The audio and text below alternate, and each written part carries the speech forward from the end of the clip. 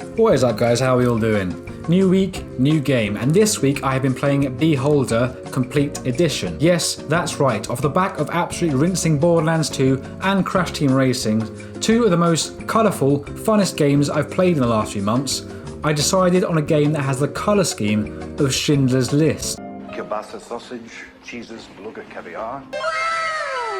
You play as this sad bitch, Carl Stein, who for lack of another phrase is complete simp. Giggity. Your job as directed by the totalitarian authorities is to work as a landlord and perv on your neighbours, dobbing them in for ridiculous crimes in an attempt to please your government masters. You will respect my authority. You're told pretty early on to always answer the phone and to follow the orders of the ministry. If you don't, you are savagely beaten without mercy and the game ends. What are you doing? I haven't done anything wrong. Why is he beating me? Fired for negligence, are you serious? What? You live with a family. Well, it's your family, but they are littered with inconvenience. Your daughter catches pneumonia. Your son's a bigger simp than you are, and is always bragging about how he'd rather die than work in the mines. Not to mention he wants to run away with his 9-year-old girlfriend. True story. Your wife, Anne, she wants it all. Teases you for not being able to afford a radio despite the fact that pretty early on in the game, your daughter needs 20 bags for medical treatment. Alright Anne, my love, how's it going? Purchases for the house, that's a new one. Carl, buy us a radio.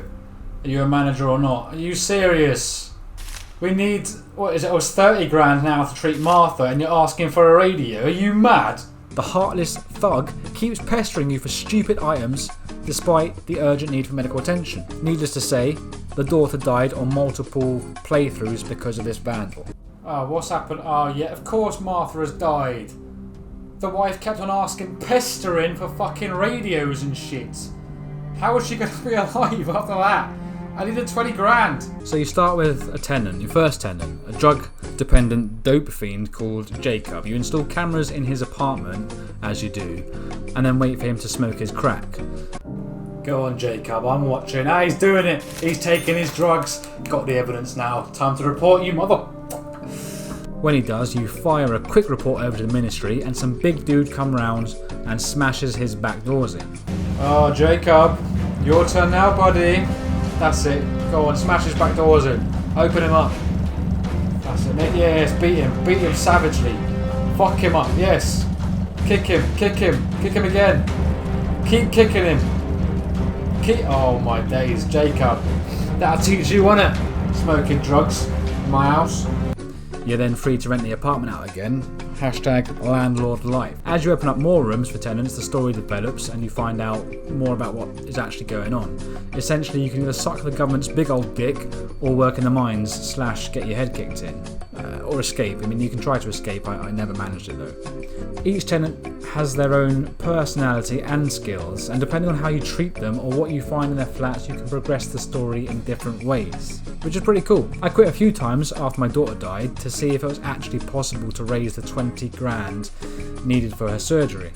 Unfortunately, the only time I happened to make the money before the time limit ended, the doctor, who offered me a cure for 20 grand, got annoyed at me for telling the truth about his imposter girlfriend and then refused to speak to me for the rest of the game. So, naturally, I planted a prohibited apple in his place and then blackmailed him.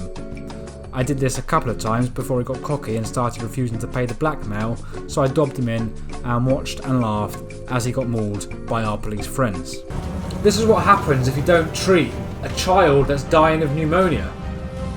You left me no choice, I had no option, I had to plant some bloody prohibited stuff in your flat, didn't I?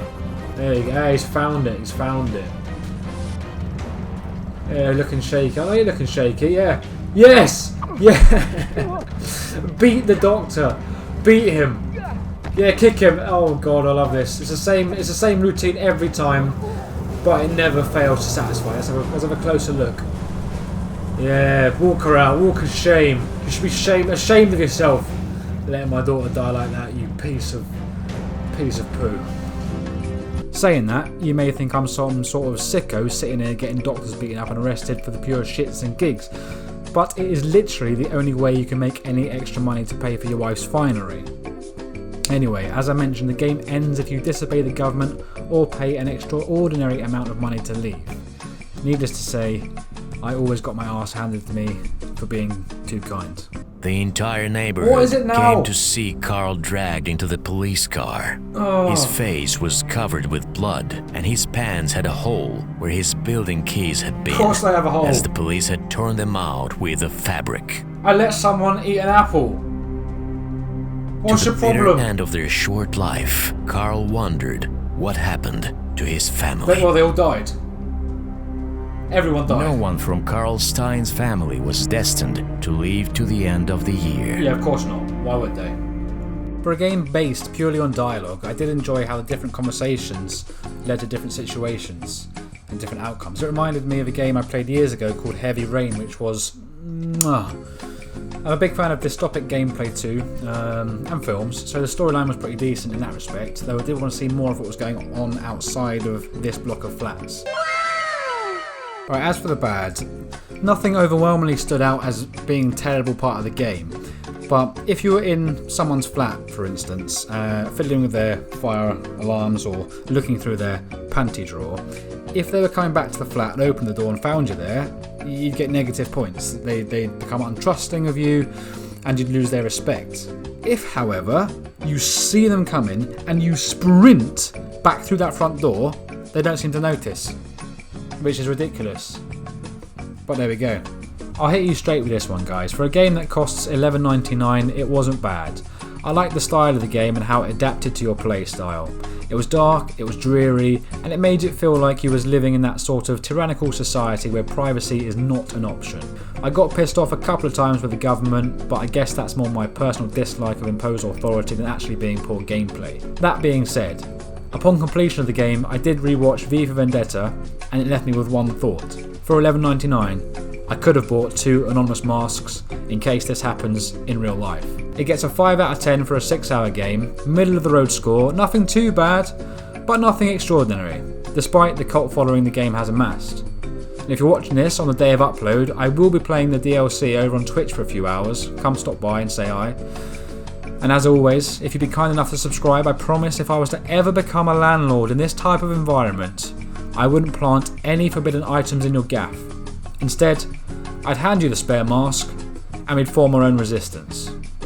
Now I'll leave you with my final outcome from my first playthrough. If you don't want any spoilers, pause the video now, but as I mentioned, this one is an ending out of 16 or so. Stay safe, guys. Catch you in a bit. You have failed the loyalty assessment. You have committed more than the maximum number of allowed violations. We are very disappointed in you, Carl. Jeez. The spark of New Tomorrow movement gradually fanned the flames of a revolution, and the wise leader's tyranny was overthrown. It took years to dispose of the enormous bureaucratic machine, but in time, the people could finally sleep peacefully at night.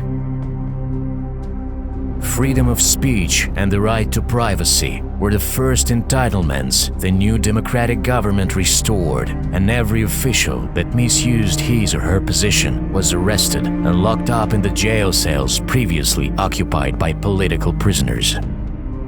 Although the revolution took many honest lives as well, one can't make an omelet without breaking a few eggs, right? The war raged on for decades, grinding the people into a homogeneous, meaty pulp. Able-boiled youth died by thousands every day in the pointless massacre. And all technological, medical, and agricultural progress was sacrificed in the name of violence. The entire neighborhood came to see Carl dragged into the police car. His face was covered with blood, and his pants had a hole where his building keys had been, as the police had torn them out with a fabric. To the bitter end of their short life, Carl wondered what happened to his family. No one from Carl Stein's family was destined to live to the end of the year. Why does my family always die? Oh well. That's a wrap.